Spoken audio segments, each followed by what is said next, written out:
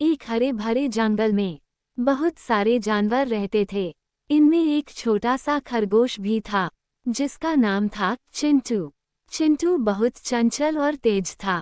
उसका सबसे अच्छा दोस्त था एक कछुआ जिसका नाम था मोती। मोती और चिंटू अक्सर एक साथ खेलते और बातें करते थे। चिंटू को अपनी तेज दौड़ने की क्षमता पर बहुत गर्व था। वह अक्सर जंगल के अन्य जानवरों के सामने अपनी तेज दौड़ने की ताकत का दिखावा करता था। एक दिन चिंटू ने मोती से कहा, मोती, तुम बहुत धीमे हो, तुम्हें चलने में कितना समय लगता है। देखो मैं कितना तेज दौड़ सकता हूँ।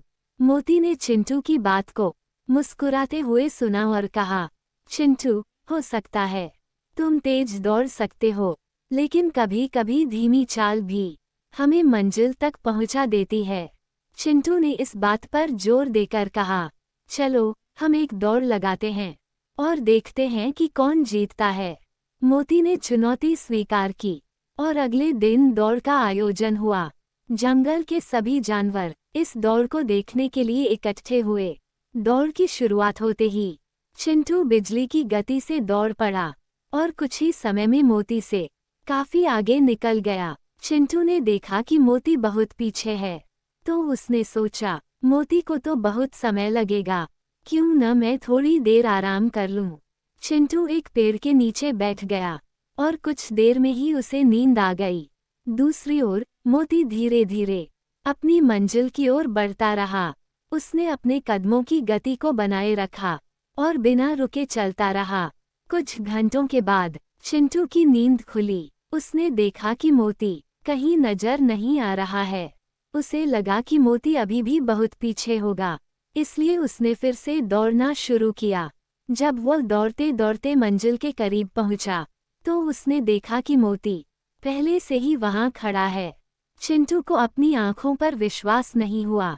वह शर्मिंदा हो गया और मोती से कहा, मोती, मैं बहुत घमंडी हो गया था। मैंने तुम्हें कम समझा और खुद पर ज्यादा भरोसा किया। मोती ने मुस्कुराते हुए कहा, चिंटू, इस दौड़ से हमें एक महत्वपूर्ण सीख मिली है। हमेशा अपनी ताकत पर घमंड नहीं करना चाहिए और कभी भी दूसरों को कम नहीं समझना चाहिए। हमें निरंतरता और मेहनत से ही सफलता मिलती है। इस घटना के बाद चिंटू ने अपनी आदतें बदल दी। उसने अपनी तेज दौड़ने की शक्ति का दुरुपयोग करना बंद कर दिया और मोती से धैर्य और मेहनत का महत्व सीखा। दोनों दोस्तों ने साथ मिलकर एक दूसरे का सम्मान किया और जंगल के अन्य जानवरों के लिए एक मिसाल बने। इस कहानी से हमें ये शिक्षा मिलती है कि कभी भी अपनी क्षमताओं पर घमंड नहीं करना चाहिए और दूसरों को कम नहीं समझना चाहिए। धैर्य और निरंतरता से ही हमें अपनी मंजिल तक पहुंच सकते हैं।